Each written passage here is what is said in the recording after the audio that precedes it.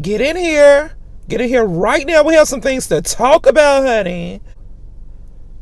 So, quick TV update. So, one of my favorite shows is Pose.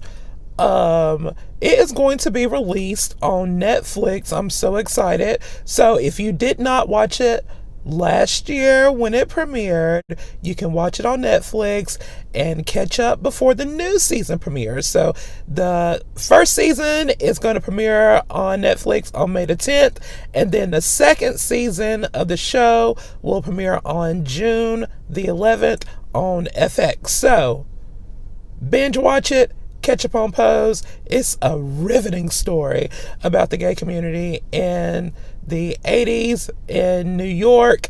Good storyline, good acting, just all around good, child. Watch it so they can get these numbers and these ratings and have a season 3, 4, 5 and beyond. Matthew Knowles is trying to do a Destiny's Child musical. No. Like, we don't want to see no Destiny's Child musical if it ain't gonna be like the real deal nitty gritty of what went on behind the scenes.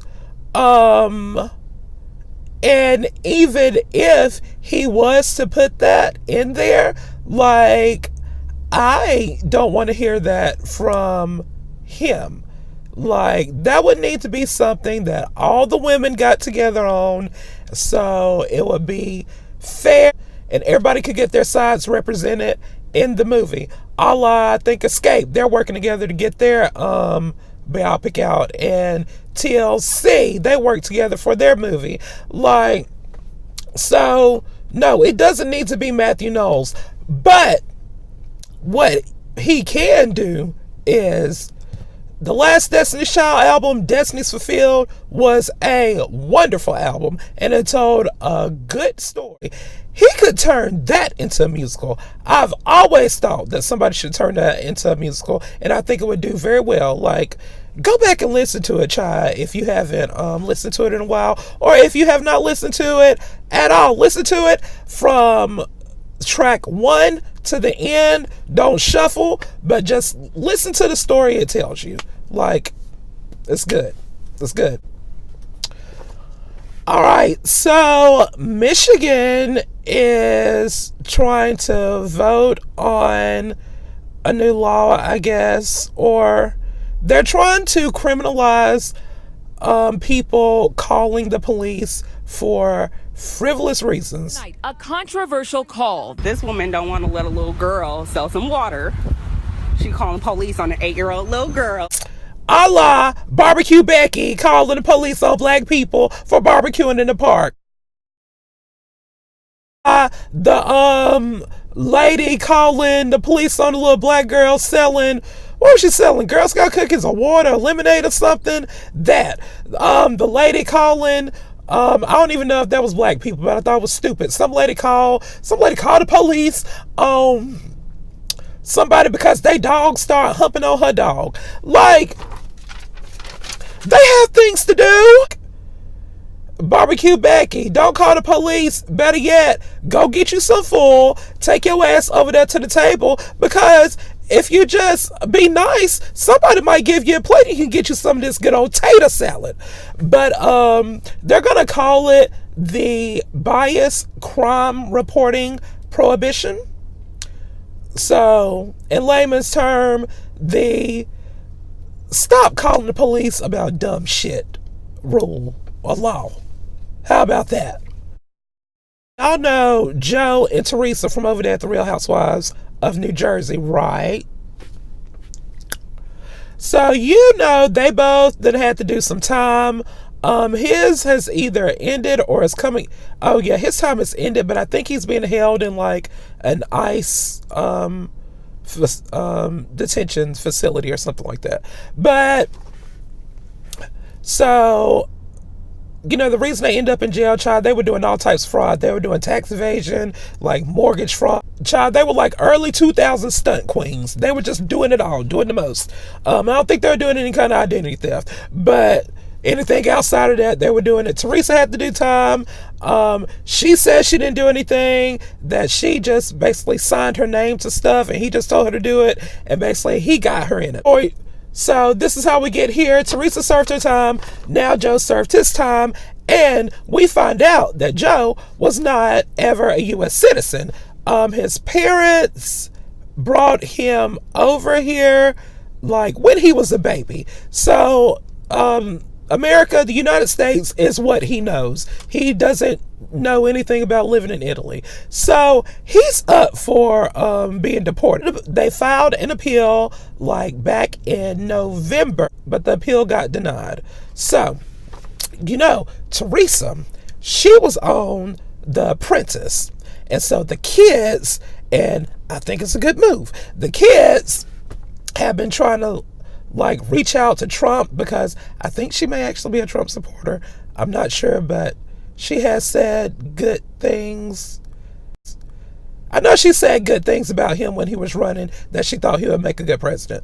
I don't know how she is post him being elected, but Teresa doesn't really strike me as somebody who's probably too political anyway.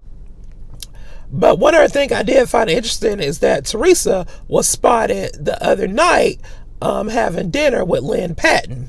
Now, y'all know Lynn. She the black lady that worked for HUD for Trump. You remember during the Cohen hearings, what's his name?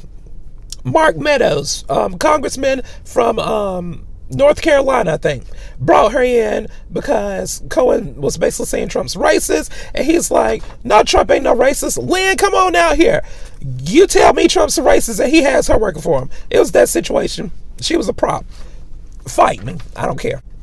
So Teresa had dinner with Lynn the other night. Now, Lynn said that it was not anything to do with Joe. But, I mean, if you're going to dinner with somebody who has the ear of the president, we'll see. Maybe something will work out. But I do think that Teresa is, if she is trying to work hard to make sure Joe is not deported, I don't think personally that it's because she still wants to be with him. I think that Teresa has a lot of resentment towards Joe because while Teresa was in prison, her mom got really ill, and then Teresa got out and her mom died like a few months later. So she has a lot of resentment towards Joe about the time that she missed with her mom. I say that because Teresa has been spotted with this he's like 26-year-old, got her a little young thing, child. His name is Blake Shrek. So she says there's nothing going on, but I've seen plenty of pictures of them, like, he has his arm around her. I think she wants to be done with Joe, but for the sake of her kids, she's trying to keep him from being deported. But so I don't know what would happen. Would she stay married and they just have some type of arrangement? But just watching the Housewives, Teresa seems like a changed woman. She's a lot more independent. And I don't know if she would want to go back to that lifestyle of Joe running the household, because look where Joe running the household got them. Next up, child, y'all remember The Hills. The Hills, back in the day with Lauren Conrad. It spun off of Laguna Beach. So, Whitney Port, it was Lauren's friend, or LC, but we grown now, Lauren, that worked at Teen Vogue with her. Whitney went on to have her own spinoff and everything. If you don't remember Whitney, hear Whitney. Who's wearing Barbara Streisand. I know I'm petty, but that was just funny as hell. So Whitney is talking about like the fake storylines of The Hills, and we all knew when The Hills ended. Obviously they let us behind the curtain, literally, like we saw the damn backdrop drop when they cut on the last episode. So it's like, wait a minute. But so y'all remember when Lauren was up to go to Paris and she chose to stay with Jason for the summer instead of going to Paris. Well, Whitney said that was all a fake storyline. That never happened. Like, she actually dressed all up with Lisa Love, the editor of Teen Vogue at the time, and shot a dramatic airport scene of her like leaving to go to Paris, but that never happened. She said it was all just ridiculous. Lauren didn't go to Paris. She's gonna always be known as the girl who didn't go to Paris. I feel bamboozled. Okay? But I tell you what is real on the heels. So you know they're doing a reboot. The reboot's gonna come on June 24th on MTV. Now, the drama between the Pratt siblings, that's real. Because Stephanie just been basically saying that Spencer is evil. I like Spencer now, but you could tell he got a little darkness in him. Spencer's evil. He's triggered her many times and had her going to like mental hospitals. She's tried to commit suicide, all this stuff. And they've been going back and forth in like their podcasts and interviews. The cast is saying that they don't want to get in the middle of it, but it seems like they're making them choose sides. Somebody on the show, from what I read, said that Stephanie was the one actually taking things too far, and it all started because Heidi didn't offer her a glass of champagne or something ridiculous like that. All of them dramatic as hell, and I think the Spencer and Heidi and Stephanie are very underrated for their conniving schemes to make drama. So this could be a little bit of that too, because Spencer will actively, if you listen to their podcast, talk about how you have to make a show work and things you have to do to make a show work. And he knows how to produce them, and he knows how to stir up drama. So I'm kind of wondering if they're just stirring up a little bit of buzz for the show, because also what he's saying is that he's not sure if there will be another season after this one, because a lot of the cast is not committed, and he's kind of disappointed because he says that they could really have a great thing if people were just committed to do what they needed to do to make it work. Okay, now everybody been tripping about Beyonce and Ariana and what they were paid for their Coachella performances. Get out of these folks' bags. Even if they paid Ariana more, Beyonce is gonna make so much more off of the back end of this. I mean, it's a year after her performance. She done dropped an album about it and a Netflix special. And from what I hear, she has like a $60 million deal with Netflix. So she okay, Beehive. Don't worry. Like, Beyonce got coins over coins over coins. And really, I feel like Beyonce is in a space where it's not too much about the money with her anymore.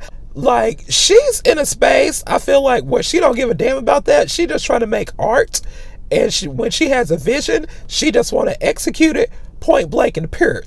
A quick Wendy update in this last thing. So when it comes to the car, from what Tasha K was saying, and this is all alleged, Tasha K said that Kevin Ben had that Ferrari, that it was not a push present, that when we saw the picture of it being towed, allegedly, that it's actually being moved because Kevin is moving further from where he is now. And something about how with those cars, you just don't drive them like that or drive them long distances because you put in a whole bunch of miles on the car. He's actually going to get the wrap taken off because that car is actually blue and it's not gold, and that gold is just a wrap. So allegedly, that's always been Kevin's car. It has not been repoed. He's just getting it moved, and he's going to take the wrap off, so it's going to look different, because clearly that car is just hot now, and everybody know what it looked like. So, no, that could be a little bit true. It makes sense to me. The baby, Tasha K was also reporting that the baby's name is Journey Hunter. Journey Hunter. I don't know how it's spelled, but I mean, it's a pretty name. It's a pretty name for a horrible situation, but a pretty name. Now, a little bit more is coming out about Wendy going in the sober house. What is being reported that Kevin is the one that talked Wendy into going into the sober house, because he wanted Wendy disconnected when the baby was being born. And if you kind of look back and think about it, the timelines do kind of add up. So, and then with the story that came out yesterday about the police being called to the house because a staff member at Wendy's show felt like Wendy was getting poisoned by Kevin, and the police showed up there, and Kevin was very hesitant to let them in. He would not leave the room when the police was trying to talk to Wendy.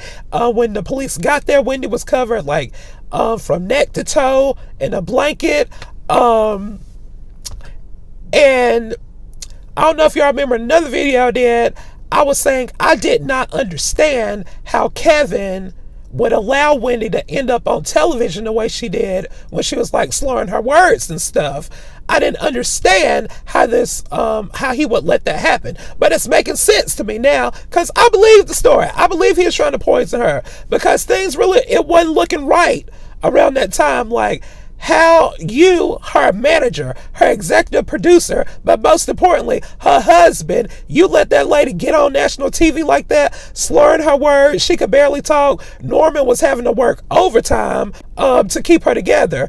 Like, I don't know. I think it's a lot more to come. People still upset with Wendy because she's not really talking about it. I think it's a whole bunch of legal stuff happening that is way over our heads, and it's going to hit us, y'all. We just have to wait. And hopefully she will eventually give us the tea. Yeah, so I think that's it. I've rambled on enough. Like, share, subscribe, and I'll be back, I guess, next week. Yeah, bye!